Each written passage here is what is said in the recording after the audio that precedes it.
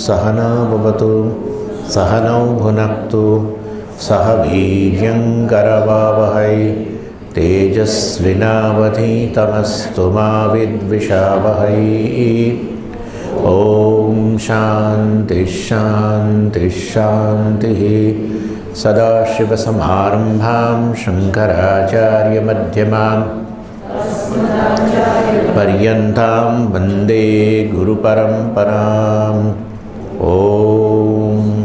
જે આપણે વાત કરી નિર્વાણ ષટકમની અંદર આત્માને જાણવાની એની પ્રક્રિયા કઈ છે, અર્થાત વ્યક્તિ જ્ઞાન પ્રાપ્ત કરતાં કરતાં કરતાં નિષ્ઠા મેળવે. નિષ્ઠા એટલે ક્લેરિટી.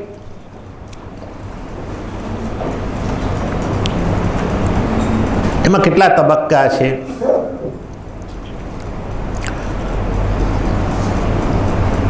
અને દરેક તબક્કામાં શું રહેલું છે, કેવી રીતે જ્ઞાન પ્રાપ્ત કરતાં કરતાં ક્લેરિટી લાવવી. બૃહદારણ્યક ઉપનિષદની અંદર કહ્યું, યાજ્ઞવલ્ક્યે કહ્યું, આત્માવારે દ્રષ્ટવ્ય શ્રોતવ્ય મંતવ્ય નિધિધ્યાસિતવ્ય. आत्मावारे द्रष्टव्य है. अरे ओ मैत्रेयी, अरे मीन्स ओ डियर मैत्रेयी. आत्मा वा द्रष्टव्य है. आत्मा वही, वा मीन्स वही, इंडीड खरेखर, द्रष्टव्य है. आत्माનું દર્શન કરવું જોઈએ. દર્શનનો અર્થાત સ્પષ્ટ જ્ઞાન. જેવી રીતે હાથની અંદર આ વસ્તુ મારા પડી હોય અને એનું દર્શન કેટલું સ્પષ્ટ છે, એવી રીતે આત્માનું સ્પષ્ટ દર્શન કરવું જોઈએ, સ્પષ્ટ રૂપમાં જાણવો જોઈએ. અહીંયા દર્શનનો અર્થ જાણવો જોઈએ. એના માટે કહ્યું શ્રોતવ્ય મંતવ્ય નિધિધ્યાસિતવ્ય. આત્માનું શ્રવણ કરવું જોઈએ દર્શન માટે. આત્માવારે દ્રષ્ટવ્ય ફર્સ્ટ સ્ટેપ, શ્રોતવ્ય. આત્માનું શ્રવણ કરવું જોઈએ. આત્માનું શ્રવણ અર્થાત આત્માનું વિશે જે પ્રતિપાદન કરવામાં આવ્યું છે શાસ્ત્રમાં, એ શાસ્ત્રનું શ્રવણ કરવું જોઈએ. આ શ્રવણ જે છે ને એનો અર્થ આમ સામાન્ય રીતે સાંભળવું, પણ અહીંયા એવો અર્થ નથી. ઉપનિષદ જે પ્રમાણ છે, જ્ઞાનનું સાધન છે આત્મા માટે, એનું શ્રવણ તો છે જાણે, પરંતુ એનું તાત્પર્ય જાણવું જોઈએ. અર્થાત એનું તાત્પર્ય જાણવા માટે આત્માનું તાત્પર્ય જાણવા માટે એનો સિસ્ટમેટિક અભ્યાસ કરવો જોઈએ. સિસ્ટમેટિક, પહેલું સિસ્ટમેટિક અભ્યાસ એટલે શું? સિસ્ટમેટિક અભ્યાસ એટલે એક પછી બીજો શ્લોક, ત્રીજો શ્લોક, દરેક શ્લોકને વ્યવસ્થિત સમજવો. પણ વ્યવસ્થિત સમજવો એટલે શું? એટલે કે છે કે પહેલા શ્લોકમાં જે કહેવાયું છે એનું તાત્પર્ય ને છેલ્લા શ્લોકમાં કહેવાયેલું તાત્પર્ય ને વચ્ચેના શ્લોકોમાં કહેવાયેલું તાત્પર્ય જે છે એ બધું છેવટે એક જ વિષયનું પ્રતિપાદન કરી રહ્યું છે. જેમ કે તમે ટીવીની અંદર ન્યૂઝ જોતા હોવ તો એ લોકો શું કરે છે?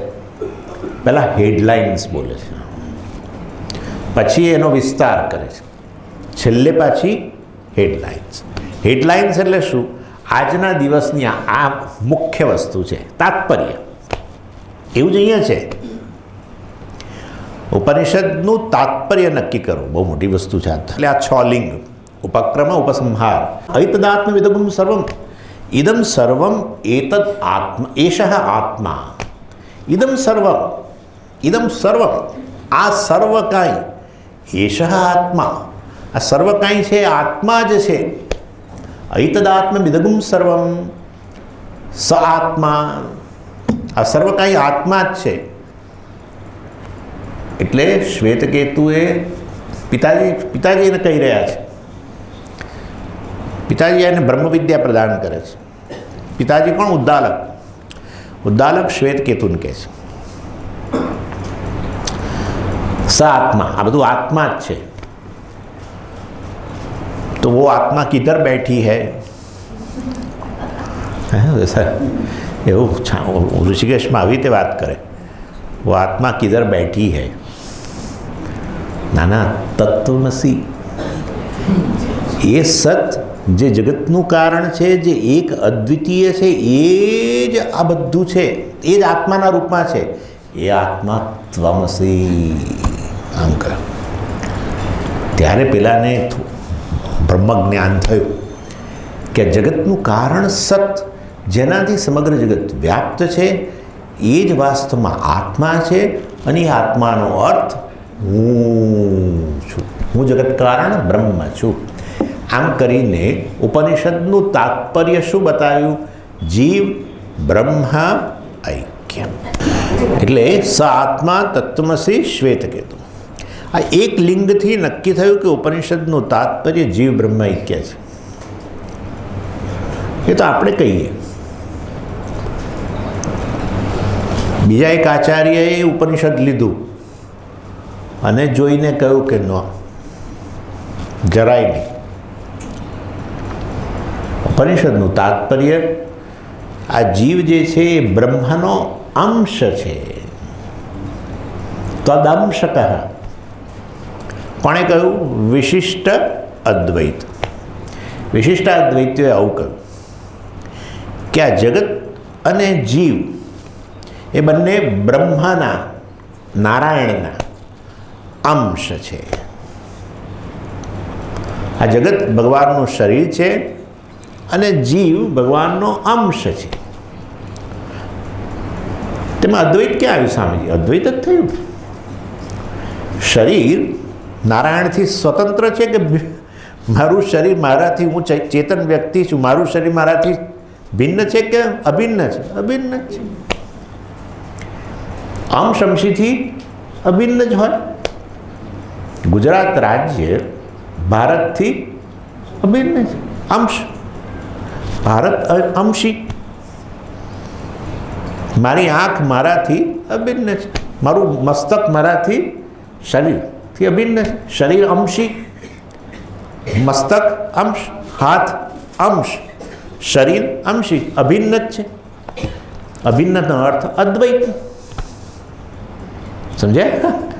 અભિન્ન છૂટું નહીં તો અદ્વૈત. એટલે વિશિષ્ટ અદ્વૈત. મધ્વાચાર્યજીએ ઉપનિષદ ઉચકીને કહ્યું જીવ અને બ્રહ્મ ભિન્ન છે. જીવ જીવ છે, બ્રહ્મ બ્રહ્મ છે, પરમાત્મા પરમાત્મા છે.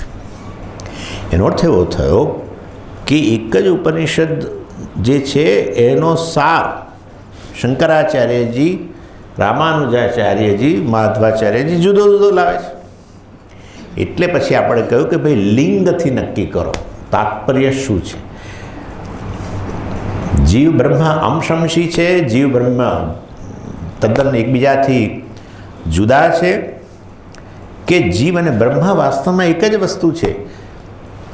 અજ્ઞાનને કારણે બ્રહ્મ જીવ રૂપે ભાસે છે.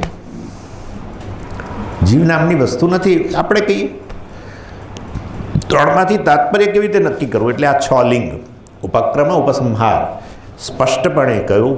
ઐતદાત્મ્યમિદગું સર્વં સ આત્મા તત્વમસી. આ જે કાંઈ છે વાસ્તવની અંદર આત્મા છે. પહેલાં કહ્યું આ જે કાંઈ છે બધું એની ઉત્પત્તિ પહેલાં કેવળ સત હતું, તો અત્યારે સત જ છે, બ્રહ્મ છે.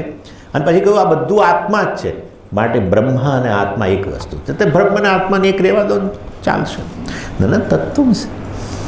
તત્ એ જગતનું કારણ જે સત છે તે ત્વમસી થઈ ગયું. એટલે ઘંટડી વગાડતા વગાડતા એ લોકોને વિદાય કર્યા. જાઓ.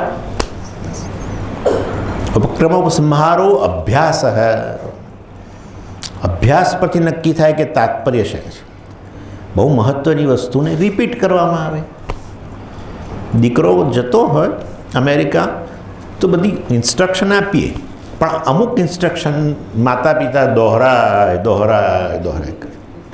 જો તારો પાસપોર્ટ બરાબર મૂકજે, તું આ તારો વિઝા, પેલા ડોલર તને આપ્યા છે તું બરાબર મૂકજે. પેલો કે મેં બરાબર મૂક્યું. પાછું 10-15 મિનિટ પિતા ફરી પાછા આવે, ફરી પાછું એને પાછા 15 મિનિટ ફરી અભ્યાસ. મહત્ત્વની વસ્તુ હોય તો એને રિપીટ કરી જ છે. કેટલી વાર કહ્યું? 9 વાર. ऐतदात्मविदुगं सर्वं स आत्मा तत्त्वमसि श्वेति केतु. ऐतदात्मविदुगं सर्वं स आत्मा तत्त्वमसि श्वेति. ऐतदात्मविदुगं सर्वं स 9 વાર કહ્યું. થાકી જઈએ, પણ જુદા જુદા ઉદાહરણ આપ્યા. કોણે? ઉદ્ધારકે શ્વેતકેતુ. ગળો માટી તો છે જ આપણો સ્ટાન્ડર્ડ, એ સિવાય પછી આપ્યું ખીલી અને લોખંડ, ફલાણું ડીકું, એવું બધું. એટલે અભ્યાસથી નક્કી થાય છે કે જીવ બ્રહ્મા ઐક્ય જ તાત્પર્ય છે. અપૂર્વતા એટલે જે પૂર્વમાં ના કહ્યું હોય એને અપૂર્વ કહેવાય. યુનિક વસ્તુ. શાસ્ત્રે એવું કંઈ કહેવું જોઈએ, જો એને પ્રમાણ, શાસ્ત્ર પ્રમાણ હોય, જ્ઞાનનું સાધન હોય, તો એણે એવું જ્ઞાન આપવું જોઈએ જે બીજા જ્ઞાનના સાધનોથી પ્રાપ્ત ન થાય. તો જ આપણે એને સ્ટેટસ આપીએ પ્રમાણનું. બીજા જ્ઞાનના સાધનોથી વસ્તુ પ્રાપ્ત થતી હોય અને એની એ જ વસ્તુ રિપીટ કરે શાસ્ત્ર, તો આમાં પછી આપણે શાસ્ત્રને દરજ્જો કેવી રીતે આપીએ પ્રમાણનો? જે જ્ઞાન આંખ આપે એ જ્ઞાન બીજા કોઈ જ્ઞાનના સાધનથી પ્રાપ્ત ન થાય. રંગરૂપનું જ્ઞાન જો મને કાનથી પ્રાપ્ત થતું હોય તો આંખનો પછી ઉપયોગ જ નથી. અને કદાચ આંખ આપે તો આપણે કહીએ ને પછી આંખને પ્રમાણ ના કહીએ, ઓ આંખ તો જ્ઞાનનું સાધન છે, એવું ન કહીએ. એટલે વાસ્તવમાં જે જ્ઞાનનું સાધન હોય એણે કંઈક અપૂર્વ જ્ઞાન આપવું જોઈએ, જે બીજા જ્ઞાનના સાધનોથી પ્રાપ્ત ન થાય. એટલે માટે ઉપનિષદ પણ જો જ્ઞાનનું સાધન હોય, વેદને પ્રમાણ કહીએ છીએ, તો પછી એણે એવું કંઈક જ્ઞાન આપવું જોઈએ જે બીજા જ્ઞાનના સાધનોથી પ્રાપ્ત ન થાય. ઉપનિષદ પાસે ના જવું તોય મને તો ખબર છે હું જુદો અને ભગવાન જુદા. હવે એ જ વાત ઉપનિષદ કરતી હોય તો એમાં શું મોટી વસ્તુ છે? મધ્વાચાર્યજી કહે છે કે દ્વૈત જ પ્રમાણ, દ્વૈત જ વાસ્તવમાં તાત્પર્ય છે ઉપનિષદનું. તો એના માટે કે શાસ્ત્ર ભણવાની થોડી જરૂર છે. અને વેદ કોઈ ઓર્ડિનરી બુક પડી હોય ને કદાચ કશું કહે તો આપણે ન સ્વીકારે. વેદ જેવી વસ્તુ, મૂળભૂત વસ્તુ જે છે, જે ઈશ્વરમાંથી પ્રગટ થયેલી વસ્તુ છે, એનું કંઈક સ્ટેટસ છે, દરજ્જો છે. અને હું ભગવાનનો અંશ છું, એમાં એ વસ્તુ કદાચ હું માનું ત્યાં સુધી કે બહુ મોટું નથી દેખાતું. એટલે અપૂર્વતા. હું અને પરમાત્મા ખરેખર એક જ વસ્તુ છે. હું અને પરમાત્મા વચ્ચેનું અંતર કેવળ અજ્ઞાનનું અંતર છે. આ કંઈક નવી વસ્તુ છે. માટે અપૂર્વતા, જે જ્ઞાન બીજા કોઈ જ્ઞાનના સાધનથી પ્રાપ્ત થાય. અનધિગતમ અબાધિતમ પ્રયોજનવત અર્થબોધકમ પ્રમાણમ, આવી વ્યાખ્યા છે. અનધિગતમ, અધિગતમ જ્ઞાતમ, અનધિગતમ અજ્ઞાતમ.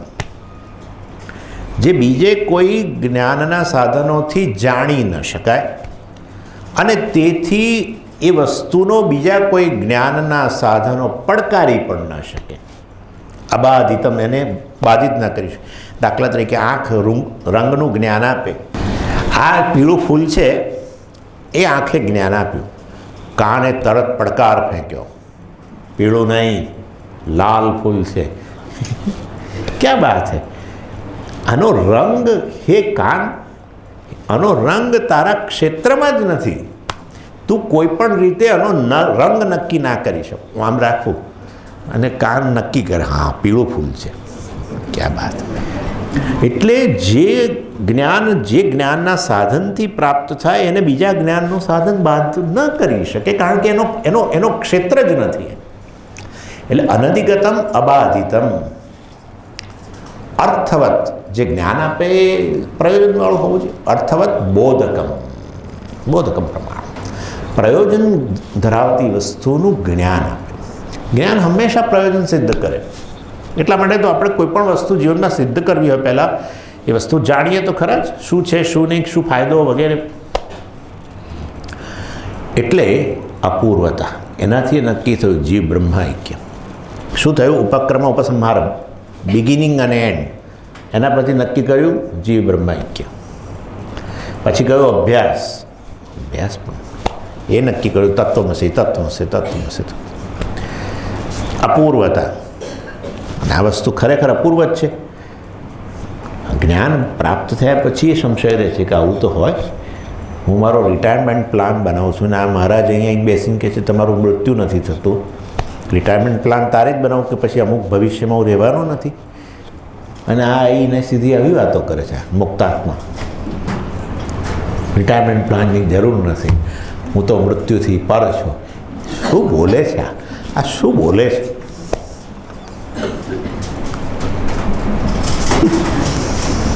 એટલે ઉપક્રમ ઉપસંહારો, અભ્યાસો, અપૂર્વતા, ફલમ.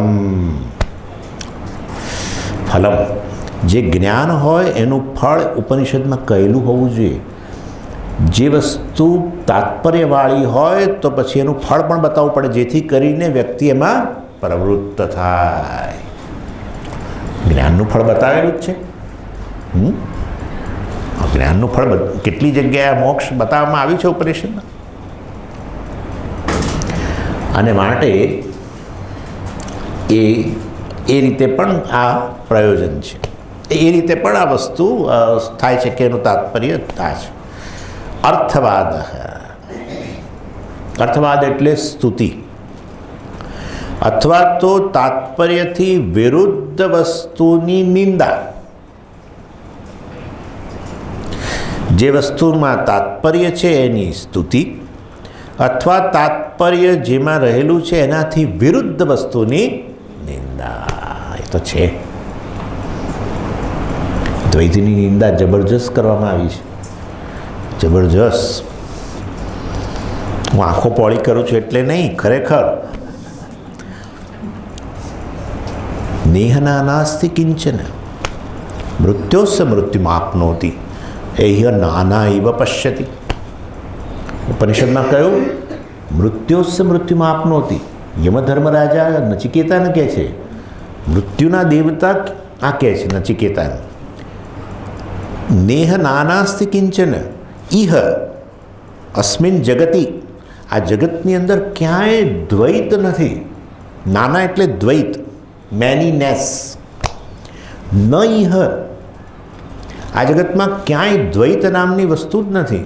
મહારાજ તમે તો નચિકેતાને જોઈ રહ્યા છો, સ્ટુડન્ટને જોઈ રહ્યા છો નેચરલી, અને તમે ટીચર છો, તો આટલું તો દ્વૈત થઈ ગયું પહેલું જ નહીં, જરાય નહીં. નહીં નાના અસ્તિ. અને પછી આગળ કહ્યું મૃત્યોસ્સ મૃત્યુમાં આપનોતિ ય ઇહ નાના ઇવ પશ્યતિ. જે અહીંયા નાના, મેનીનેસ, અહીંયા બધું હું જુદો, જગત જુદું, હું જુદો, તમે જુદા, હું જુદો, ઈશ્વર જુદો, આવું દર્શન કરે છે એને હું મૃત્યુદંડ આપું છું. Capital punishment. મૃત્યોસ્સ મૃત્યુમાં આપનોતિ. એની યાત્રા મૃત્યુથી મૃત્યુની જ રહે છે.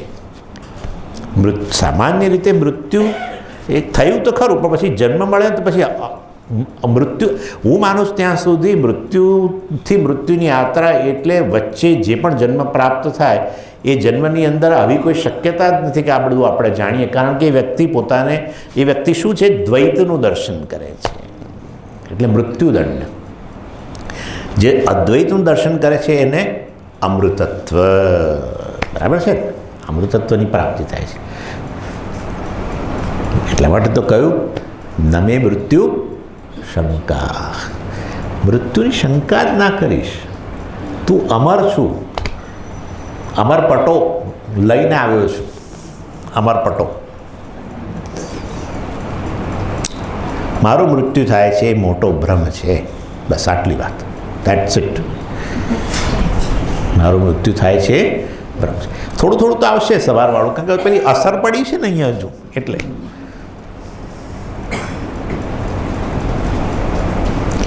ઇન શોર્ટ આ શું બતાવ્યું કે અદ્વૈત દર્શનથી વિરુદ્ધ દ્વૈત દર્શનની નિંદા. બરાબર ને? અર્થવાદ વિરુદ્ધ વસ્તુ, તાત્પર્યથી વિરુદ્ધ વસ્તુની નિંદા અથવા તાત્પર્ય ધરાવતી વસ્તુની પ્રશંસા.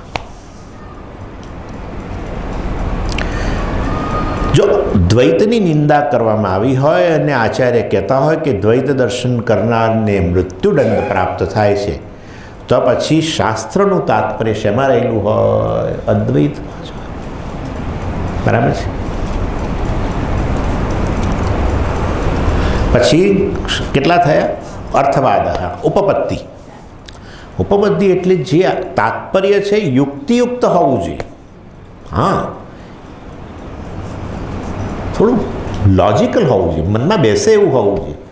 તમે તો કહી દો સીધું, નીકળી પડ્યા, બસ જીવ બ્રહ્મ ઐક્ય છે.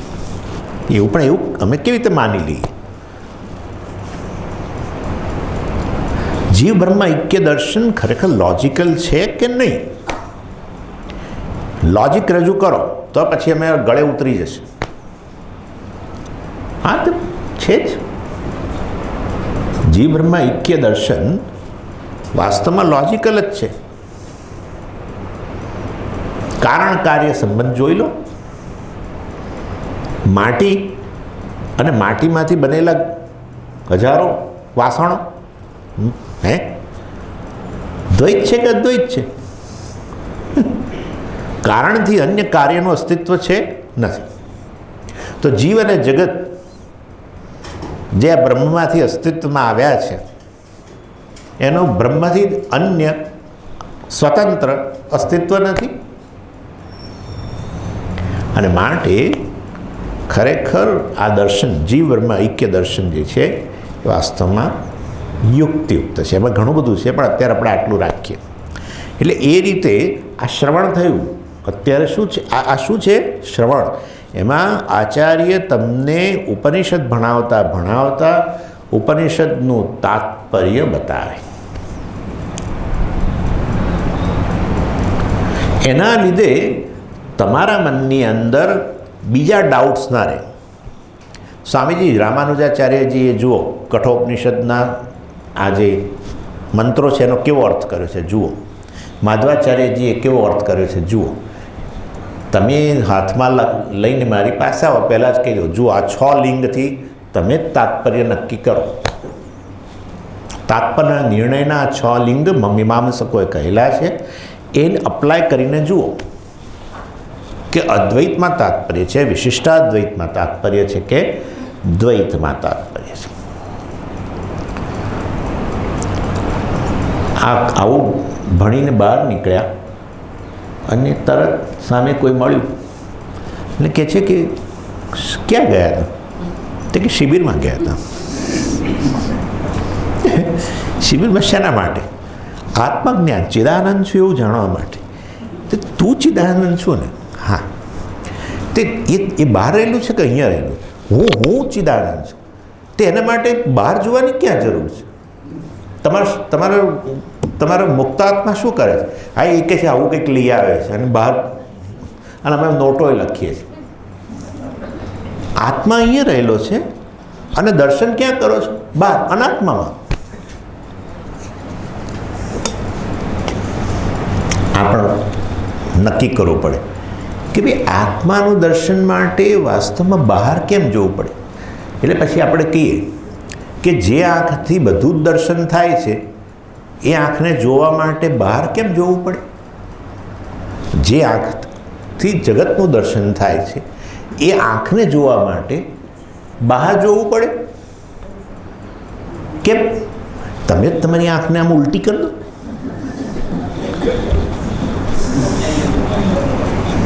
આવું છે. જે ચહેરાથી બધું તમે દર્શન કરો છો એ ચહેરો જ જોવા માટે હાથ લાવવું પડે. શું કરો? એવું કેમ પણ? સરળ. કારણ કે આપણી ઇન્દ્રિયો અને મન જે જ્ઞાનના સાધનો મનુષ્યને આપેલા છે, જેનાથી જ્ઞાન પ્રાપ્ત કરી શકાય, એ બધા બહિર્મુખ છે. ઇનફેક્ટ એ બધા કામ કરી શકે છે કારણ કે પડદાની પાછળ કોણ બેઠો છે? આત્મા. એ બધાની પાછળ. એવું એટલે તમે ખરેખર એવું ના ગણતા કે આંખની આમ પાછળ રહેલો છે, એવું નહીં વિચારવાનું. આંખની પાછળ સ્વામી એટલે મેં આંખ હવે ડૉક્ટર બેન્કર સાહેબ છે, જઈ અને આંખનું ઓપરેશન કરાવીને અંદર જોઈ લેવું છે.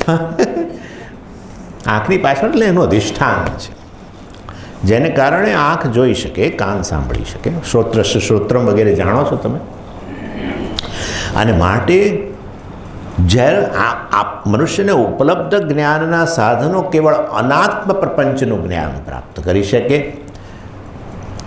એ સર્વ જ્ઞાનના સાધનોની પાછળ બેઠેલો જ્ઞાન સ્વરૂપ ચૈતન્ય સ્વરૂપ આત્માને જાણવા માટે બહાર શાસ્ત્ર પ્રમાણ છે. તમારી પાસે જ્ઞાનના સાધનો જે છે એ અપૂરતા હોય ત્યારે જેને પૌરુષેય પ્રમાણ કહેવાય. પૌરુષેય એટલે પુરુષને મનુષ્યને આપેલા પ્રમાણ. ત્યારે કેવું પ્રમાણ જોઈએ? અપૌરુષેય પ્રમાણ જોઈએ, શાસ્ત્ર પ્રમાણ જોઈએ. કોઈ દિવસ કોઈ વ્યક્તિ હું બ્રહ્મ છું એવું કદી એને થઈ જ ના શકે. એક દિવસ સવારે ઉઠ્યો ને એને એકદમ જ થઈ ગયું હું બ્રહ્મ છું, આવું ના થાય. આવું ના થાય. તમારે સમજી થાય, અમે તો આવું વાંચેલું છે, તો પૂર્વમાં સાંભળ્યું હોય એ હવે ક્લિક થાય, ટ્યુબલાઇટ થાય, કોઈ એ બને, બાકી ના થાય. કોઈકે કહેવું પડે, કારણ કે ઓલરેડી મિસ્ટેક થયેલી છે. જ્યારે દસમો પોતાને નવમો માનીને ફરતો હોય, રડતો હોય, ત્યારે કોઈકે કહેવું પડે ત્વમ દશમોસી. આવું છે. અને માટે જે જ્ઞાનના સાધનોથી જે જ્ઞાતા જગતનું જ્ઞાન પ્રાપ્ત કરે છે, એ જ્ઞાતાને પોતાનું સ્વરૂપ જ્ઞાન ચૈતન્ય ખબર નથી. માટે શાસ્ત્ર જોઈએ અને તેથી આત્માને જાણવા માટે બહાર જોવું પડે. પણ ઊભા રહો. સારું, આત્માને જાણવા માટે અહીંયા જોવું પડે, વાત બરાબર છે, પણ તમે ખાતરી આપો કે હું જોઉં અને હું ખરેખર મારી જાતને જાણી શકું તો જ હું તમારી શિબિરમાં આવું, નહીં તો નહીં આવું. તમે પહેલાં ખાતરી આપો. એટલે તમે ફોર્મ આપો છો ને તે વખતે જોડે નોંધ લખો કે જે આવશે એને જરૂર આત્મજ્ઞાન થશે તો જ અમે આવીએ. એવી ખાતરી આપો છો? ના ના ના, તો તમારામાં જ ઠેકાણું નથી, જાઓ, અમારે નથી આવું.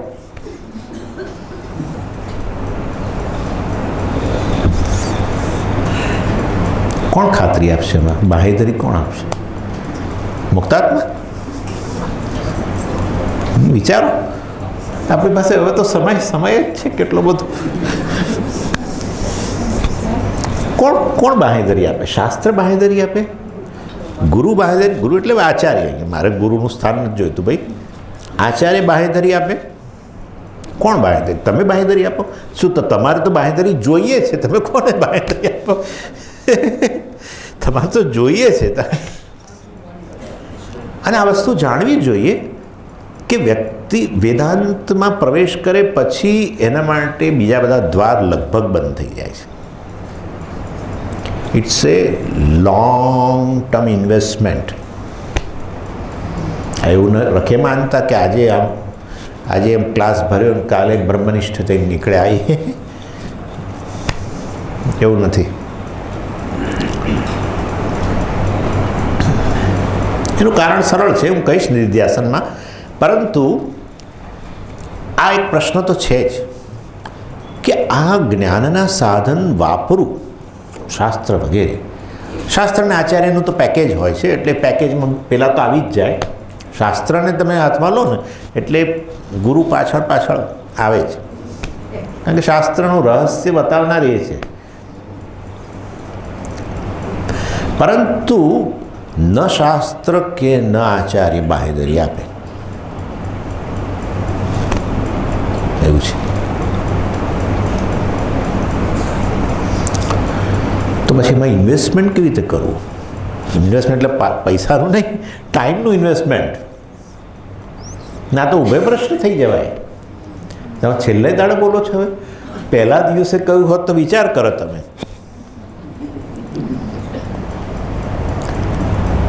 જ્ઞાનનું સાધન જ્ઞાન આપે છે કે નહીં એ વસ્તુ એ સાધનનો ઉપયોગ કરવાથી જ ખબર પડે. એક વ્યક્તિ અંધ, 15-17 વર્ષનો છોકરો, બિલકુલ અંધ, ડૉક્ટર પાસે લઈ ગયા એના પેરેન્ટ્સ અને કહ્યું કે અમારો દીકરો જન્મથી અંધ છે, તો તમે જુઓ કે કશા ઓપરેશન વગેરેથી એ દેખતો થઈ શકે તો બહુ સારું. અને લઈ ગયા અને પછી ડૉક્ટર ચેક કર્યું ને થયું કે હા, જો ઓપરેશન કરવામાં આવે તો એ વ્યક્તિ જરૂર દેખતો થઈ શકે છે. એટલે વાત કરી, ઓપરેશન એ થયું. નેચરલી 3-4 દિવસ જરા પાટા બાંધવાના, હમણાં નહીં જોવાનું વગેરે આ બધું. પછી પાટા છોડવાનો સમય આવ્યો. પાટા તો આમ છોડ્યા, પણ પેલો વ્યક્તિ આંખ જ નહોતો ખોલતો, જરાય આંખ જ ના ખોલે. ડૉક્ટરે કહ્યું કે આંખ ખોલ, હું કહું છું કે તારું ઓપરેશન સફળ રીતે થયું છે, પણ પહેલાં ડૉક્ટર તમે મને ગેરંટી આપો કે હું આંખ ખોલું અને જોઈ શકું. જો હું ન જોઈ શકું ખોલ્યા પછી, તો પછી હું સહન નહીં કરી શકું એ વસ્તુ. એટલે પહેલાં તમે મને ગેરંટી આપી દો કે તું જોઈ શકીશ જ. વાત પહેલાં શું કરે, એમણે નર્સને બોલાવી, ડૉક્ટરે, અને એના હાથ બાંધી દીધા, હાથ જ બાંધી દીધા અને બળપૂર્વક ખોલી. કોણે? ડૉક્ટરે. અને જો દેખાયું. શું તાત્પર્યનું? કે હું જોઈ શકું છું કે નહીં એ નક્કી કરવા માટે મારે શું કરવું પડે? આંખ ખોલવી પડે. That's it. બીજું કોઈ ગેરંટી ના આપી શકે એની અંદર, બીજું કોઈ ગેરંટી ના આપી શકે. હું જોઈ શકું છું કે નહીં એના માટે મારે એ જ્ઞાનનું સાધન આંખ ખોલવી પડે. ખોલીએ તો ખબર પડે કે દેખી શકું છું કે નથી દેખી શકું. એવી જ રીતે આ જ્ઞાનનું સાધન ખરેખર જ્ઞાન આપશે કે નહીં એ નક્કી કરવા માટે એ જ્ઞાનના સાધનનો ઉપયોગ કરવો જોઈએ. અર્થાત આ જે ઉપદેશ વગેરે અપાઈ રહ્યો છે એ ઉપદેશ ગ્રહણ કરવાનો પ્રયત્ન કરવો જોઈએ. પણ અમે તમને એ જ તો કહીએ છીએ કે અમે તો તમારા ક્લાસ નહીં, બધા કેટલાય ક્લાસ ભરી નાખ્યા અત્યાર સુધી, પણ કશું વળ્યું નથી. આવું કે તો પછી કોઈ ડિફેક્ટ જરૂર રહેલી છે, એક ડિફેક્ટ. અને ડિફેક્ટનું નામ સાધન ચતુષ્ટય સંપત્તિ વગેરે દૂર કરો. થોડો વિવેક વૈરાગ્ય જીવનમાં આવે. જેમ વિવેક વૈરાગ્ય થોડો આવે એના લીધે આ વસ્તુ થોડી સ્પષ્ટ થાય. આ વસ્તુ સ્પષ્ટ થાય એટલે આપોઆપ જ અન્ય જગ્યાએ વૈરાગ્ય આપોઆપ જ જન્મે. વળી એના લીધે વધુ સ્પષ્ટ થાય. આ બધું સ્પષ્ટ થાય એટલે વધુ વૈરાગ્ય જન્મે, બીજું વિવેક વૈરાગ્ય બંને જન્મે અને વળી વધુ સ્પષ્ટ થાય અને આ રીતે બધું ચાલે. સમજી ગયા? એટલે વાસ્તવની અંદર જ્ઞાનનું સાધન જ્ઞાન આપે છે કે નહીં એ વાસ્તવમાં જ્ઞાનના સાધનનો ઉપયોગ કરવાથી જ ખબર પડે, બાકી કોઈ રીતે ખબર ના પડે, કોઈ ગેરંટી ના આપી શકે. એટલે આ બધા ડાઉટ્સ જે છે એ દૂર થાય. શેમાં? શ્રવણમાં. તમે જ્યારે આ રીતે સિસ્ટમેટિક સ્ટડી શરૂ કરો, સિસ્ટમેટિકની સાથે બીજો એક શબ્દ વાપરવાનો હતો મારે, કન્સિસ્ટન્ટ. હા, કન્સિસ્ટન્ટ એટલે શું?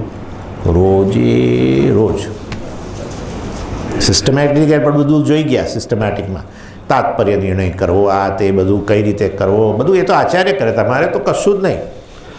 આમ જ ખરેખર એ બધું કામ આચાર્યનું છે, પરંતુ એ સ્ટડી કરવાનો પુરુષાર્થ તમારો હોવો જોઈએ, બસ એટલું ખરું.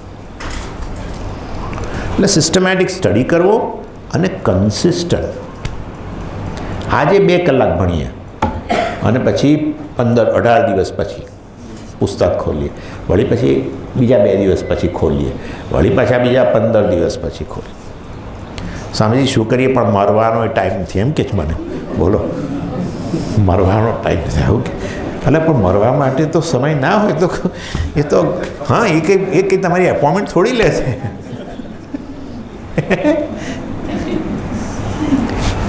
એક વસ્તુ કહી દઉં, આ સિસ્ટમેટિક અને કન્સિસ્ટન્ટ એ બેઝિક કન્ડિશન છે જેને આ જ્ઞાનમાં રસ હોય એને માટે. કેઝ્યુઅલ, શિબિર ટુ શિબિર, અહીંથી જે ગયું ઉપનિષદનું પુસ્તક કે જે આ તો અહીં તો નથી, આપણે આ આપણને થાય કોઈકને આપી દઈએ. હવે તમારે જોઈએ છે એમ, આ તો સારું, હજુ મેં જોયું નથી એવું અહીંયા, પણ થાય, આવતીકાલ સવાર થઈ શકે. તમારે જોઈએ તો રાખો. અંદર કહે છે ખરા, કદાચ થયું છે આવું મને લાગે છે.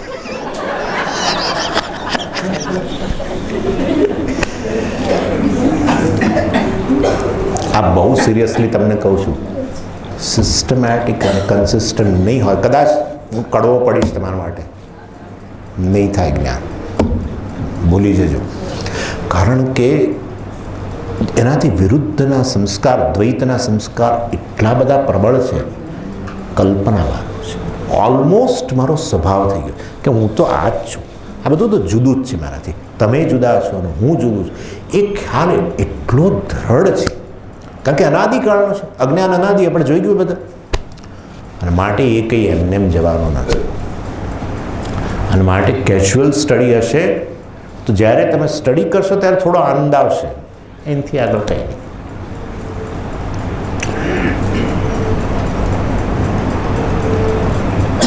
આ બધું શ્રવણ ખ્યાલ આવ્યો ને, આને શ્રવણ કહેવાય. સિસ્ટમેટિક સ્ટડી કરવો, કન્સિસ્ટન્ટ સ્ટડી કરવો, તાત્પર્ય નિર્ણય કરવો, અને આ બધા ડાઉટ્સ શું જ્ઞાન આપે, જ્ઞાન માટે બહાર જોવાની જરૂર છે, અહીંયા જોવું જોઈએ, જ્ઞાનની બાહેધરી, આ તે બધું, આ બધું ક્લિયર થાય, એનું નામ શ્રવણ. હા, પહેલું. પછી આવે મનન. બીજું નામ છે મનન. મનન અર્થાત આ વસ્તુ વિશે બીજા બધા કેટલાય સંશયો છે. શ્રવણ એટલે જે પ્રમાણ વિષયક સંશય છે એની નિવૃત્તિ કરે. શાસ્ત્ર વિશે, શાસ્ત્રનું તાત્પર્ય, શાસ્ત્ર જ્ઞાન આપે કે ન આપે, ખરેખર શાસ્ત્રની જરૂર છે કે નહીં આત્માને જાણવા માટે, શું યોગનો આશરો લઈને નિર્વિકલ્પ સમાધિ વગેરેનો રસ્તો અપનાવું તો જ્ઞાન થઈ જાય કે નહીં આપોઆપ. સ્વામીજી પહેલાં એમણે તો કોઈ ગુરુ નહોતા કર્યા, તો એમને તો જ્ઞાન થઈ ગયું, સમજ્યા? હા, ફલાણા રમણ મહર્ષિ, આમ તેમ.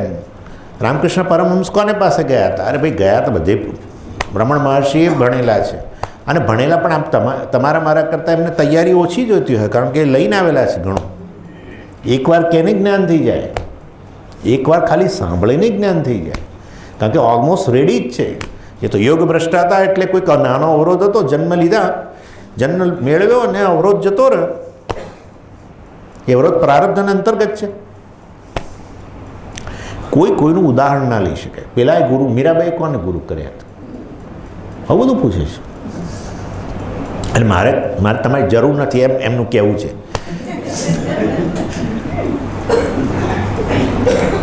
આ બધા સંશયોની નિવૃત્તિ પ્રમાણ વિશે છે, શાસ્ત્ર વિશે, જે જ્ઞાનનું સાધન છે એના વિશે છે.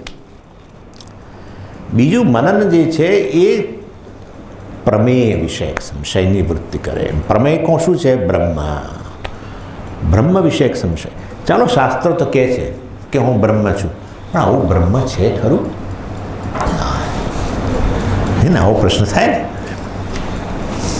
આવું બ્રહ્મ અને એવું હું પાછું? જન્મ મૃત્યુ, હા સતત. અને મહારાજ નહીં, બધા લોકો જન્મ મૃત્યુના અધીન છે. ત્યારે આવો કે આ તો બ્રહ્મ આત્મા જન્મ મૃત્યુથી પર છે. ક્યાંક આટલા 50-60 વર્ષમાં સ્વામીજી કંઈક આમ સેજ પેલી આમ ઇન્સાઇટ જેવું આવ્યું હોય ને તો હું આ વસ્તુ સ્વીકારું. આવું એમને એમ કેવી રીતે હું સ્વીકારું? હું જોઉં છું કે મને 60 થયા, 70 થયા, હવે થોડા વર્ષો રહ્યા, હું મારું પ્લાનિંગ કરું છું બધું, અને તમે આવીને કહો છો જન્મ મૃત્યુ નથી કશું, રિટાયરમેન્ટ પ્લાન નહીં, રિટાયરમેન્ટ પ્લાન સંન્યાસ છે, ફલાણું છે, ઠીકું, મોટા મોટા પ્રવચનો આપો. સંશય. જીવ જગત અને ઈશ્વર વિશેના કેટલાક સંશયો. પણ તમે તો પ્રમેય તો બ્રહ્મ છે, પણ જીવ જગત ઈશ્વર બ્રહ્મ છે, ત્રણેય. એટલે જીવ બ્રહ્મ છે એમાં સંશયો છે કેટલાક. જીવ એટલે હું કેવી રીતે, હું મારું જીવન તો આ 60, 70, 80, 90, 100 વર્ષનું. આ તો કહે છે કે અનજાય તે, તારો કદી તું પહેલાં કદી હતો જ નહીં, એવું હતું જ નહીં, તું ભવિષ્યમાં કદી રહેવાનો જ નથી, એવું છે જ નહીં. ભગવાને કહ્યું 12મા શ્લોકમાં, બીજા અધ્યાયમાં. એક તો કે સ્વામીજી સમ ખાવા માટે આ જગતની અંદર એક વ્યક્તિ તો કે આવું, તોય અમે સ્વીકારીએ. એકે અપવાદ નહીં, બધા કે અમે તો જન્મ મૃત્યુવાળા જ છીએ. હવે ગરડા થયા, આજે નહીં કાલે જઈશું, એના માટે જ બધું પ્લાનિંગ કર્યું હતું. હું તો મઠારું છું બરાબર. તમને જો અંદરથી ડાઉટ પડવા માંડે તો આ ચિદાનંદ જતું રહ્યું બધું. એટલે જીવ વિષયક સંશય. બીજું જગત વિષય સંશય. કારણ કે ઉપનિષદ જગત બ્રહ્મ છે એ પણ કે જો જગત બ્રહ્મ હોય તો જગત મિથ્યા થઈ ગયું, બ્રહ્મ સત્ય થઈ ગયું. હે, જગત બ્રહ્મ છે કહ્યું, ઘડો માટી છે કહ્યું, તો શું મિથ્યા શું સત્ય મને કહો? ઘડો મિથ્યા થઈ ગયા. એટલે જગત મિથ્યા અને બ્રહ્મ સત્ય એમ પૂછે. આવું આ સોલિડ જગત. તમે ઊભા થાવ સ્વામી અને એ માથો ફાળો પેલા દિવાલ પર, અને હું તો પછી તમને બતાવું આ બધું મિથ્યા છે કે શું છે. તમે કરો, ઊભા થાવ, ચાલો. હા, આવો મને પૂછેલું જ કોઈ કે હા આટલું સોલિડ, એમ કે આટલું સોલિડ જગત છે ને તમે એને મિથ્યા કહો છો? મિથ્યા એટલે નહીં, બરાબર જ કહેવાય ને. અને જે બ્રહ્માનો અમને સ્વપ્નમાં પણ એનો અણસાર ના આવે એ સત્ય. બ્રહ્મા સોલિડ વસ્તુ અને જગત જે સોલિડ છે એને તમે શું કહો છો? મિથ્યા. જગત વિશેનો આ બહુ મોટા ડાઉટ છે, હાથી જેવા ડાઉટ. જીવ વિશે, જગત વિશે, ઈશ્વર વિશે. ખરેખર ઈશ્વર છે કે નહીં? વિચાર કરવા જેવી વસ્તુ છે. તો લાગતું નથી, ખરેખર લાગતું નથી. એ આ કોણ છે? આ મુક્તાત્મા સવારવાળા છે કે બીજું કોઈ છે કે આડું ઓળું બોલ કરે છે? અર્થાત ઈશ્વર જો હોય અને આવો પાછો શું બોલો કરુણાલય ને ફરવું ને ઢીકણું ને, તો આટલા લોકો પેલેસ્ટાઇનમાં મરી ગયા ને આ થઈ રહ્યું છે તે થઈ રહ્યું છે, બધું ના થાય ને. પેલો ઉપર બેઠો જોયા કરે છે શું? આવું તો ના હોય. જો ઈશ્વર હોય તો ખરેખર એણે કૂદકો મારી દીધો હોત અને સીધો ઇઝરાયલમાં જઈને પેલા લોકોને સફાઈ કરી નાખે. પેલા લોકો ત્યાં બોમ્બ નાખવા જાય તો ઈશ્વર તો એ લોકોના પર જ પડે અને ખતમ કરી નાખે. ત્યાં અમેરિકામાં હવે પ્રશ્નો બહુ કરે છે, ઈશ્વર હોય તો આ બધું બને જ કેમ? ચારે તરફ બધું કેટલું ક્રૂર વસ્તુઓ થઈ રહી છે. બધી ક્રૂર વસ્તુઓ એટલે નહીં, નેચરલ પણ કેટલું બધું. કેટલા નિર્દોષ લોકો કંઈક વાવાઝોડું આવે જતા રહે, ધરતીકંપમાં જતા રહે, આગ લાગેમાં જતા રહે, અનેક વસ્તુઓ થાય છે.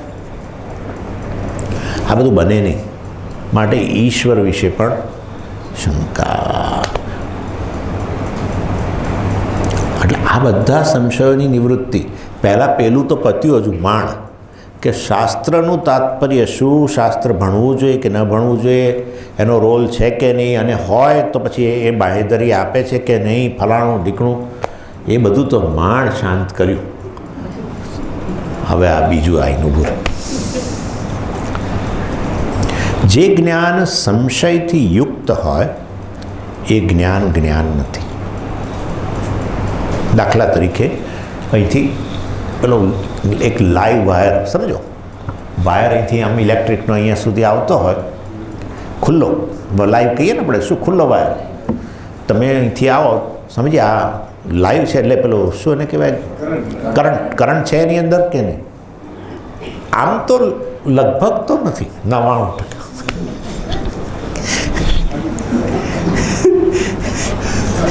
હું શું કહું, લગભગ નથી, આ ડેડ છે. તોય તમે નહીં અડો, કારણ કે પેલો 1% જે ડાઉટ, મારા વાક્યએ તમને કશું જ્ઞાન ના આપ્યું. સંશય તમારો જે હતો એ ને એવો રહ્યો. ચિન્મયાજી મહારાજે કહેલું, આ ઇલેક્ટ્રિક વાયરનું આવું ઉદાહરણ એમણે આપેલું એકવાર. સમજે અહીંયા અમે ફરવા જઈએ તો કોઈ અહીંયા કોઈ પેલા પેલો આપણો દીપડા, અહીં કંઈ દીપડાનું કે એવું કંઈ કે મગર કે એ બધું કંઈક હોય છે ખરું? લગભગ હોતું નથી. નહીં જાઓ.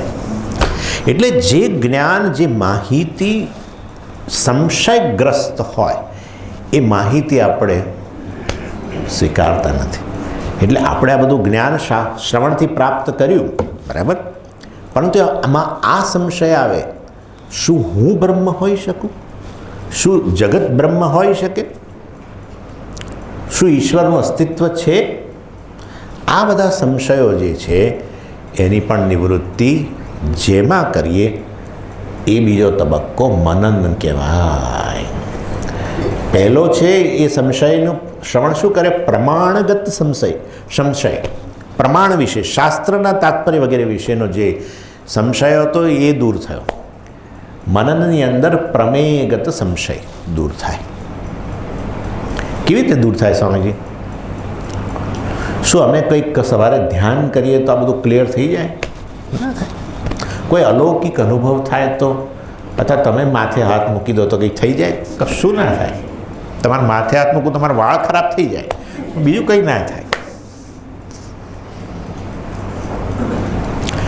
આ વસ્તુનો વધુ સઘન અભ્યાસ કરવો છે, ખાસ કરીને પ્રકરણ ગ્રંથોનો, પંચદશી, આ તે ઘણા છે. મને તો એક યાદ આવી પંચદશી, કારણ કે વિદ્યારણ્ય સ્વામીએ બધું આવું ઘણું વસ્તુની નિવૃત્તિ કરી દીધી પહેલા 10 અધ્યાયમાં જ. એટલે કારણ કે આ સંશય બૌદ્ધિક પ્રશ્ન છે, બુદ્ધિમાં રહેલો છે. જ્યાં જ્ઞાન પ્રાપ્ત કરવાનું છે ત્યાં જ બેઠા છે. એટલે જ્ઞાનને સ્વીકારવા જ નથી દેતા. માહિતી જે આચાર્ય આપી રહ્યા છે, શાસ્ત્ર આપી રહ્યું છે, એની સામે બેઠા છે. બુદ્ધિમાં જ્ઞાન બુદ્ધિમાં થાય છે, ત્યાં જ આ બેઠેલા છે. એ બૌદ્ધિક સંશયની નિવૃત્તિ બીજી કોઈ રીતે ના થઈ શકે. નિર્વિકલ્પ સમાધિથી પણ ના થાય. પતંજલિ પોતે જ વાસ્તવની અંદર જે નિર્વિકલ્પક સમાધિના હિમાયતી હતા, અને ડેફિનેટલી યોગી જ હતા, એમને નિર્વિકલ્પ સમાધિનો અનુભવ પણ જરૂર હશે જ, મહાન વ્યક્તિ. પરંતુ એમણે યોગ સૂત્રની અંદર ક્યાંય અદ્વૈત પ્રતિપાદન નથી કર્યું. એમણે જીવ અને ઈશ્વરની વ્યાખ્યાઓ આપી છે, અને એ બંને વ્યાખ્યાઓને તમે જો જુઓ તો એમાં સ્પષ્ટપણે જીવ જુદો છે, ઈશ્વર જુદો છે એવું કહ્યું. અર્થાત નિર્વિકલ્પ સમાધિનો અનુભવ કરનાર વ્યક્તિ પણ એનો સિદ્ધાંત દ્વૈત સિદ્ધાંત છે. માટે વાસ્તવની નિર્વિકલ્પ સમાધિ પ્રાપ્ત કરે એને અદ્વૈતનો અનુભવ થયો છે, માટે એ અદ્વૈત જ પ્રતિપાદન કરશે એવું જરૂરી નથી. એનો અર્થ એવો થયો કે આપણે આ બધા જે દ્વૈતના પ્રશ્નો છે, જીવ જુદો, જગત જુદું, ઈશ્વર જુદો, હું ઈશ્વર કેવી રીતે હોઈ શકે, હું અને જગત એક કેવી રીતે હોઈ શકે, જગત અને ઈશ્વર એક જ કેવી રીતે, મેકર, મટીરિયલ, ફલાણું ઢીકણું, આમ તેમ, આ બધાની નિવૃત્તિ એક જ બ્રહ્મા આ વાસ્તવમાં માયાને કારણે આ 3 રૂપમાં જણાય છે. જીવ જગત ઈશ્વરના રૂપમાં એ ત્રણેય મિથ્યા છે. જીવ જગત ઈશ્વર મિથ્યા છે, બ્રહ્મ જ સત્ય છે. આ બધી વસ્તુઓ બૌદ્ધિક પ્રશ્નો છે. એનો અભ્યાસ, સઘન અભ્યાસ આ બધા ગ્રંથો દ્વારા થાય. બસ તો હવે તો મજા, કારણ કે શ્રવણથી જ્ઞાન પ્રાપ્ત કર્યું અને સંશયો થોડા ગયા શાસ્ત્ર વિશેના, મનનથી બીજા બધા આ બધા પ્રશ્નો ગયા, પ્રમેયગત સંશય ગયા, જ્ઞાન હવે સ્પષ્ટ થઈ ગયું. જ્ઞાન સ્પષ્ટ થઈ ગયું તો પછી હવે તો સ્વામીજી હું બ્રહ્મ છું એવું કહેવું જોઈએ, પણ હજુ નથી કહેતો. અને તો પછી ત્રીજી વસ્તુ શું છે? નિધિધ્યાસન. નિધિધ્યાસન. નિધિધ્યાસનની અંદર શું કરવાનું? હવે આજે વાત કરીશું કે કાલે સવાર કરું? કાલ સવાર રાખું? આજે જ કરી દો કે કાલની વાત જ નહીં. કાલ બીજું? સારું. નિધિધ્યાસન જે છે એની જરૂર કેમ? આ જ્ઞાન તમને થયું, સંશય ગયા, પણ ક્યાં છે? બુદ્ધિમાં જ્ઞાન છે. સ્પષ્ટ જ્ઞાન ક્યાં છે? બુદ્ધિ. બુદ્ધિમાં રહેલું જ્ઞાન ધીરે ધીરે ઉતરવું જોઈએ ને. આપણે એવું કહીએ છીએ ને, તારામાં જ્ઞાન હજુ શું પેલું કહીએ છીએ આપણે? તારામાં તે જ્ઞાનને પચાવ્યું નથી. હા, તે જ્ઞાનને હજુ પચાવ્યું નથી. એટલે પચાવવું એટલે શું ખબર છે? રસગુલ્લા બનાવવાના અને બીજી બાજુ ચાસણી તૈયાર કરવાની. ભાઈ મારી પાસે તો આ બધા જ ઉદાહરણ, ખાવાના જ ઉદાહરણ આવશે કે જેમાં રસ હોય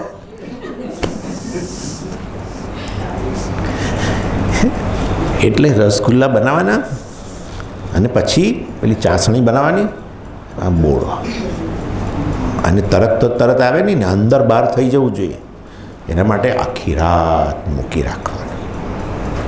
સવારે ઉઠો તો આવડું મોટું થઈ ગયું. એવું જ છે બુદ્ધિમાં જે જ્ઞાન રહેલું છે ને એ રસગુલ્લું છે. એટલે બુદ્ધિ રસગુલ્લું. એ બુદ્ધિને આ ચાસણી જ્ઞાનની અંદર ડૂબેલું રાખો વધારે, તો બુદ્ધિનું જ્ઞાન ધીરે ધીરે ધીરે ધીરે ધીરે ધીરે તમારા વ્યક્તિત્વમાં આવશે. એ કરવું કેવી રીતે? એનું નામ નિધિધ્યાસન છે. 3 પ્રકારના નિધિધ્યાસન છે. 3 રીતે જ્ઞાનને, બુદ્ધિમાં રહેલા જ્ઞાનને તમારા વ્યક્તિત્વમાં લાવી શકો. મતલબ કે જ્ઞાનનું ફળ, જ્ઞાન ફળ આપે એ પહેલાં આ 3માંથી ગમે તે પ્રક્રિયા કરી શકો. પહેલું નિધિધ્યાસનનો પ્રકાર છે કે એને બ્રહ્મ અભ્યાસ કહેવામાં આવે છે. તચ્ચિંતનમ તત્કથનમ અન્યોન્યમ તત્પ્રબોધનમ એતદેક પરત્વમ ચ બ્રહ્માભ્યાસમ વિદુર્બુધાઃ. યોગ વાસિષ્ઠમાં આવું કહ્યું. નિધિધ્યાસન એક પ્રકારનું નિધિધ્યાસન. તચ્ચિંતનમ, તત્ એ બ્રહ્મ, કે જે આત્મા છે એનું ચિંતન. એટલે શું? પણ એટલે કે આપણે એના વિશે જે નોટ્સ લખી હોય શિબિરમાં, એ શિબિરની નોટ્સ આપણે વાંચવી, વિચાર કરવો. તત્કથનમ, અન્ય સાથે શેર કરવું, અર્થાત શીખવવું. શું શીખીને આવ્યા? 2 પ્રશ્નો આવશે તમે જશો એટલે. શું જમતા હતા અને શું શીખીને આવ્યા? કેટલાક લોકો શું જમતા હતા એટલો જ પ્રશ્ન કરશે, આ બીજું શું શીખ્યા નહીં. બીજા કેટલાક કહેશે કે તમે શું શીખીને આવ્યા છે. મને મળ્યા લોકો કહ્યું કે સ્વામીજી પૂછે છે અમને કેટલાક લોકો, અને તમે જે શીખીને આવે અમને કહો, એવું પણ કહેનારા છે. બસ એ આપણે એની જ રાહ જોઈએ છીએ, કેવા કેટલાક લોકો આપણા શિકાર બને. બસ તત્ચિંતનમ, પછી બીજું આવ્યું તત્કથનમ. એવા લોકોને આ તમે જે લખ્યું છે મટીરિયલ શેર કરો, ભણાવો. અને ભણાવો ત્યારે તમારે ઘણું ભણવું પડશે. હા, એટલું યાદ રાખજો. સ્વામીએ કહ્યું કે હું ચિદાનંદ છું. કેવી રીતે? એ હવે હું પૂછ્યા સ્વામીજીનું ભાવ. એવું નહીં.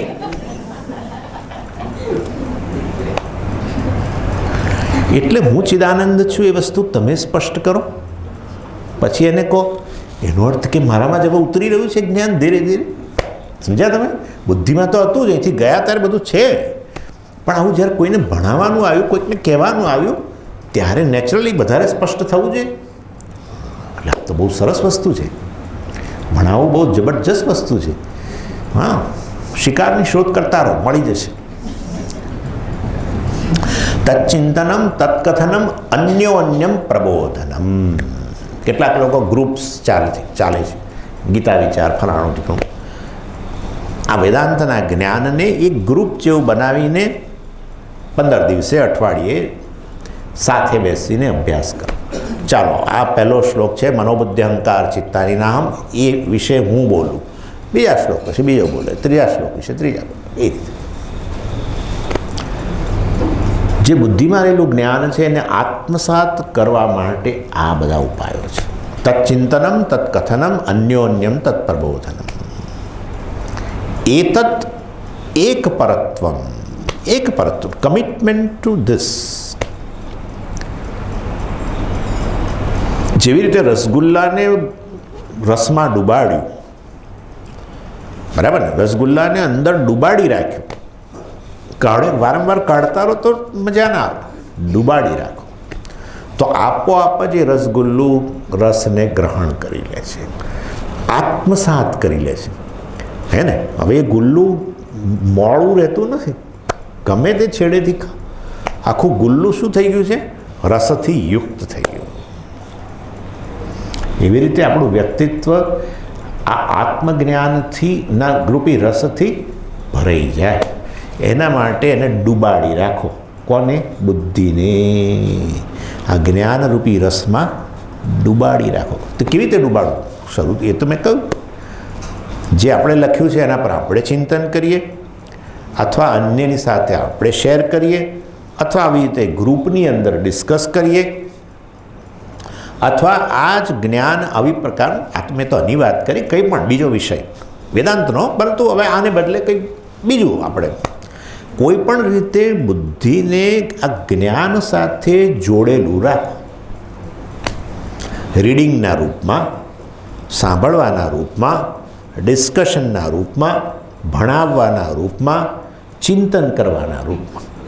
આ પહેલા પ્રકારનું નિધિધ્યાસન થયું.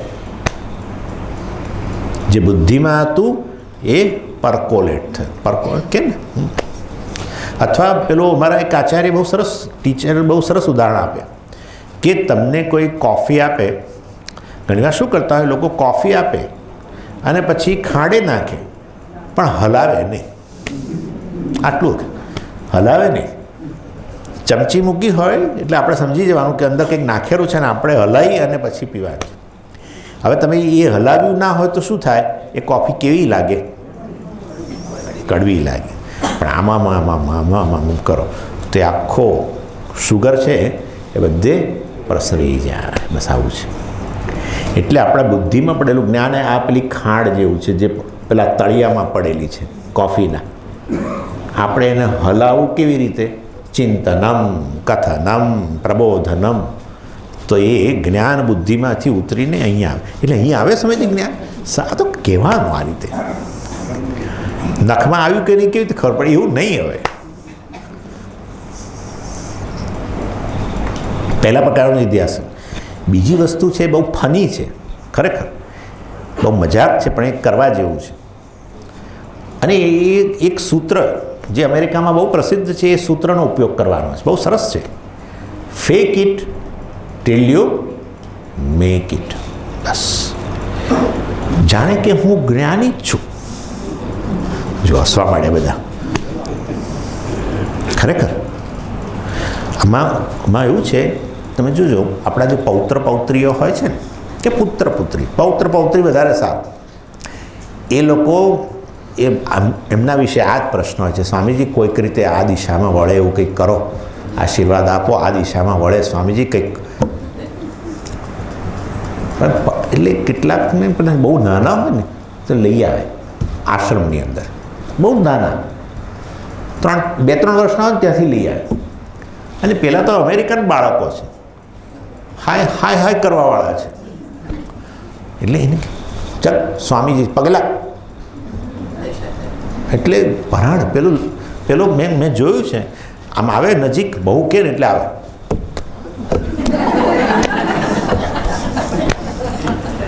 આપણું મંદિર છે દક્ષિણામૂર્તિ, ચાલ પગેલા, પણ લાવતા જ રહે. એક દિવસ સાચા અર્થમાં પગે લાગે. Fake it till you make it. એ જ એ વસ્તુ અહીંયા કરવાની. મને જ્ઞાન થઈ જ ગયું છે બસ, અને હું જ્ઞાની છું એવો વ્યવહાર કરવાનો. પણ હું જ્ઞાની છું એનો વ્યવહાર કેવો હોય? સ્થિતપ્રજ્ઞ વિભાગ તૈયાર છે તમારા માટે. 13મો અધ્યાય, અમાનિત્વ, દંભિત્વ, અહિંસા, શાંતિ, આર્જમ, આ બધા લક્ષણો કોના છે? જ્ઞાનીના છે. મારામાં તો બહુ એ માન છે, પણ અમાનિત્વ, જાણ મારામાં માન જ નથી. અહિંસા, આ તે 14મા અધ્યાયની અંદર છે. 14મા અધ્યાયમાં 21 થી 27 શ્લોક. 13મા અધ્યાયમાં મને લાગે છે 13, 12માં 13થી માંડીને થોડા. અને આમાં તો ખરું જ સ્થિતપ્રજ્ઞ વિભાગ 55મા શ્લોકથી શરૂ કરીને લગભગ 71, 72. એ જે જ્ઞાનીના લક્ષણો છે એ મારામાં છે. આવું કહો રોજ, હું જ્ઞાની જ છું. આ જઈને આવ્યો ને ભીમપુરા, હું જ્ઞાની છું, હું ચિદાનંદ છું. લિટરલી તમને કહું છું, આવું કરો તો પછી તમે જોશો કે હવે અંકુર ફૂટવા માંડ્યા ખરા. અંકુર ફૂટવા માંડ્યા. આવું છે. આ ભગવાન છે, આ ભગવાન છે, આ ભગવાન છે, આ ભગવાન છે, ભગવાન છે, આ ભગવાન છે, ભગવાન છે. રોજના 1 કરોડ લોકો, તિરુપતિની અંદર 1 કરોડ લોકો કે જે હોય તે રોજના આ ભગવાન છે, આ ભગવાન છે, આ ભગવાન છે, આ ભગવાન છે, ભગવાન. આ હું તમને કહું એ ભગવાન છે લિટરલી. રિઝર્વ બેંકના ગવર્નર એક કાગળ લે અને એમાં સહી કરે કે આ 500 રૂપિયા હું ધારકને આપું છું. કાગળ છે, લિટરલી કાગળ છે. પણ એમણે પહેલાં કહ્યું આ ધન છે. પહેલાં એમણે કહ્યું, પછી તમને આપ્યું. તમે કહ્યું આ ધન છે, એમણે કહ્યું આ ધન છે. હવે આપણે તો એ ભૂલી જ ગયા છીએ કે આ કાગળ છે. ભૂલી જ ગયા છીએ લિટરલી. હું તમને કહું 500 રૂપિયાનો નોટ આપી લો આ કાગળ, તો તમને સ્વામીજી તમારામાં અક્કલ છે? ભાવના, ખ્યાલ આવ્યો? ભાવનાને રિયાલિટી સુધી લઈ જવા માટે બહુ મહાન વસ્તુ છે. એવી રીતે ભાવના. હું તો જ્ઞાની છું, જ્ઞાની છું. ભલે ને અંદર કક્કોય ના હોય, જ્ઞાની છું. અને તમે જુઓ 6 મહિના પછી મને તમે ફોન કરશો, સ્વામીજી આવો ને મારે ત્યાં ભિક્ષામાં, હું રાજી થઈ જઈશ. આ બીજું. અને ત્રીજી વસ્તુ આવતીકાલે. આવતીકાલે બીજો એક ટૉપિક છે, પણ હવે કરીશું ચર્ચા. કારણ કે મારે નિધિધ્યાસન તમને શું ના આપી શકે એનું વિગતવાર વાત કરવાની છે. નિધિધ્યાસન ઉપયોગી છે, પણ નિધિધ્યાસનથી તમારે શું અપેક્ષા નહીં રાખવાની એ પણ મારે તમને કહેવાનું છે ને. એટલે થોડુંક જરા બીજી 15 મિનિટ જોઈએ એવું છે. એટલે ઓમ પૂર્ણમદ પૂર્ણમિદં પૂર્ણાત પૂર્ણમુદચ્યતે પૂર્ણસ્ય પૂર્ણમાદાય પૂર્ણમેવાવશિષ્યતે. ઓમ શાંતિ શાંતિ શાંતિ. હરિ ઓમ શ્રી ગુરુભ્યો નમઃ. હરિ ઓમ.